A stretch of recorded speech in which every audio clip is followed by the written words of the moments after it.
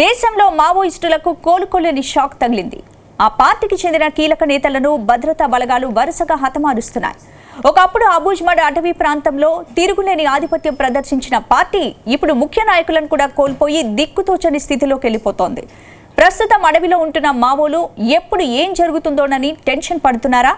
అంతేకాదు చాలా మందికి తిండి దొరక్క ఖాళీ కడుపుతో పస్తులుంటున్నారా? ఇంతకీ అడవిలో ఏం జరుగుతోంది? Let's watch the story.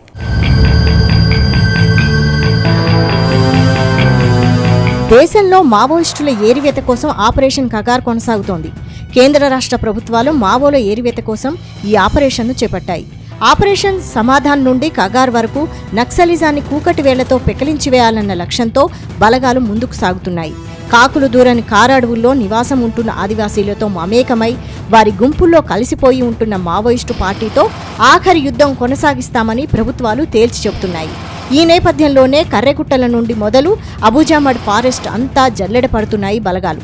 అటు మావోయిస్టు పార్టీ ముఖ్య నాయకులే లక్ష్యంగా కూంబింగ్ ఆపరేషన్ చేపడుతున్న బలగాలు పకడ్బందీ వ్యూహంతో ముందుకు సాగుతున్నాయి. కర్రెగుట్టలపై ఏకంగా 21 రోజుల పాటు ఆపరేషన్ కొనసాగించిన బలగాలు భారీగా మావోయిస్టు నక్సల్స్ ను ఏరివేశాయి. అంతేకాకుండా పేలుడు పదార్థాలు, ఆయుధాలను, నిత్యావసర సరుకులను కూడా స్వాధీనం చేసుకున్నాయి. అయితే కర్రెగుట్టల ఆపరేషన్ తర్వాత కూడా మావోయిస్టు ముఖ్య నాయకత్వం కోసం గాలింపు చర్యలు మాత్రం యథావిధిగా కొనసాగుతున్నాయి.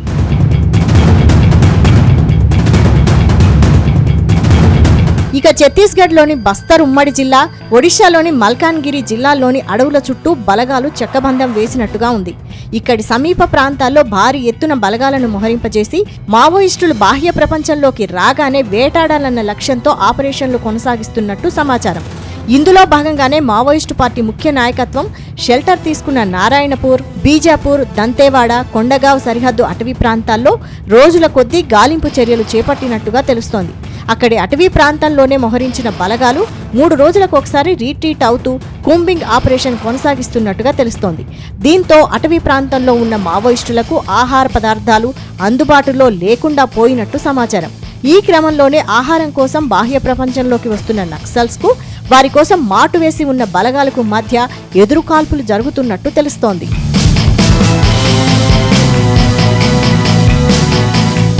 ఈ క్రమంలోనే మావోయిస్టు పార్టీ కేంద్ర కమిటీ కార్యదర్శి Nambala Keshava Rao alias Basavaraj, Mallojula Venugopala Rao alias Sonu Dada, Pulluri Prasada Rao alias Chandranna హిడ్మాతో పాటు పలువురు ముఖ్య నాయకులు దట్టమైన అటవీ ప్రాంతంలో షెల్టర్ ఏర్పాటు చేసుకున్నట్లు పోలీసులకు సమాచారం అందింది. దాంతో 10 రోజులకు పైగా వారి కోసం ఎదురు చూసిన మావోయిస్టు నేతలు తారసపడడంతో ఎన్కౌంటర్ జరిగినట్టుగా తెలుస్తోంది. అయితే భద్రతా బలగాలకు మావోయిస్టులకు మధ్య జరిగిన కాల్పుల్లో కీలక అగ్రనేతలు హతమయ్యారు. మరో 27 మంది మావోయిస్టులు కూడా ఎన్కౌంటర్లో చనిపోయారు. దేశంలో ఇప్పటి వరకు జరిగిన అతిపెద్ద ఎన్కౌంటర్లలో తాజా ఎన్కౌంటర్ కూడా ఒకటిగా చెబుతున్నారు. అయితే దట్టమైన అటవిని భద్రతా బలగాలు చుట్టుముట్టడంతో అడవిలో నుంచి కాలు బయట పెట్టేందుకు మావోలు జంకుతున్నట్లుగా సమాచారం.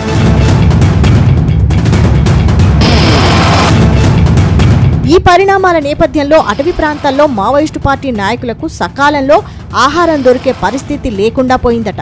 ఆదివాసీలు నివసించే గుంపుల వద్దకు కూడా వెళ్లలేని పరిస్థితి నెలకొనడం పెద్ద సమస్యగా మారిపోయినట్టుగా తెలుస్తోంది. దీంతో బలగాల కంటబడకుండా ఉండేందుకు మావోయిస్టులు కీకారణ్యాల్లోనే ఉంటూ స్వీయ రక్షణ చర్యలు తీసుకుంటున్నట్టు తెలుస్తోంది.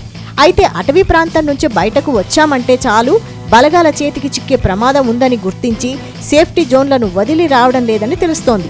ప్రతికూల పరిస్థితుల్లో బయటకు రాకుండా ఉంటున్న మావోయిస్టు పార్టీ శ్రేణులు చాలా వరకు ఓఆర్ఎస్ తాగుతూ రోజులు గడుపుతున్నట్లుగా తెలుస్తోంది.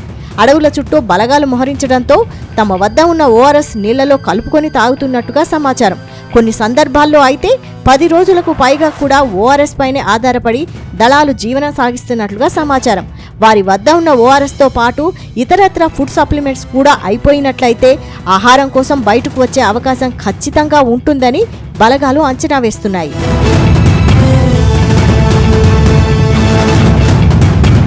మొత్తం మీద మావోల ఏరివేత కోసం పోలీసులు ఆశగా ఎదురు చూస్తుండగా మావోలు మాత్రం తమకు ఆహారం కోసం ఏ క్షణమైనా బయటకు వచ్చే అవకాశం ఉందని అంటున్నారు. ఈ క్రమంలో 2 వర్గాలు బయటపడితే మాత్రం మరోసారి రక్తపాతం ఖాయమనే టాక్ వినిపిస్తోంది. మరోవైపు ఇప్పటికైనా మావోయిస్టుల విజ్ఞప్తిని స్వీకరించి శాంతి చర్చలు జరపాలని కొందరు మేధావులు ప్రభుత్వాలను కోరుతున్నట్టు తెలుస్తోంది.